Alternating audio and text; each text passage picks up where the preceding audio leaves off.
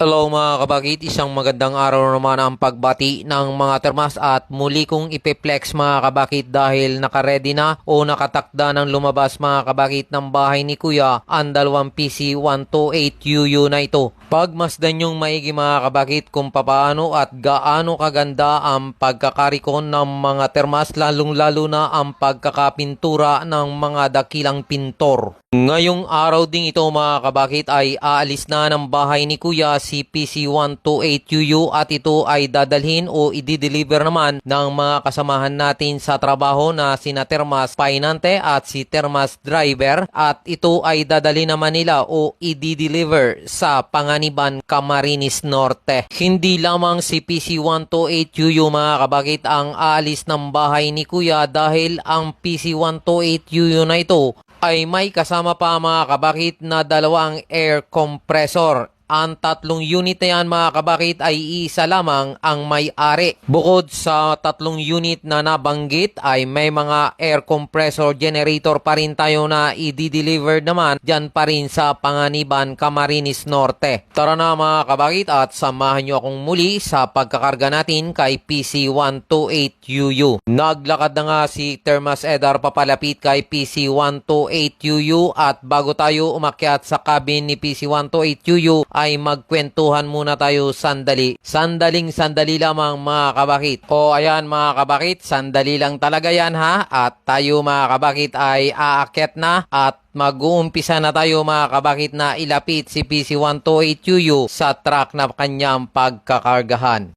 Wala pa naman serbato si Termas Driver, kwentuhan muna ulit tayo mga kabakit kahit sandali lamang. O ayan, sandali lang talaga mga kabakit ha. Oops mga kabakit, sumerbato na nga mga kabakit si Termas Driver. At ang ginawa nga ni Termas Edar ay pina-start na niya si PC128UU.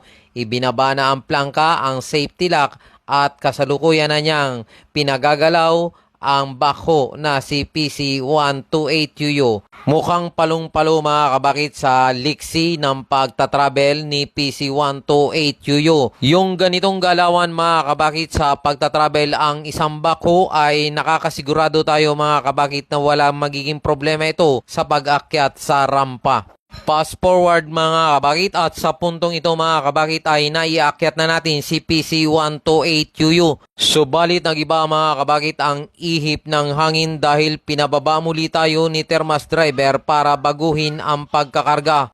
Kailangan daw mga kabakit na nasa hulihan ang doser sa aking pagkakarga. Ganun nga mga kabakit ang ginawa ko at sinunod ko ang request ni Kabaket Driver. Para makuha natin mga kabakit ang gusto ni Termas Driver ay kinakailangang ibaba ko muli si PC128UU. Maglalagari tayo sa pagmamaniobra sa ibaba at muli nating iaakyat si PC128UU para masundan naman natin kung ano ang gusto ni Kabaket Driver. At pagkatapos nga ng lahat mga kabakit ay naiplastar na natin ng maayos si PC128 sa truck na ito. Para sa dagdag kaalaman, ipalo nyo ako mga kabakit.